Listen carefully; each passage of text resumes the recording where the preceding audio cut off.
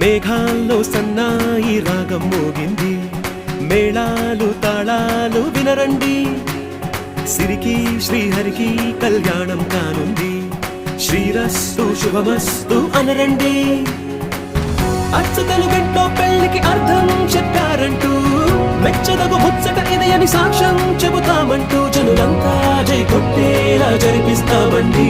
అందాల కుందనపు బొమ్మవని జత చేరుకుంది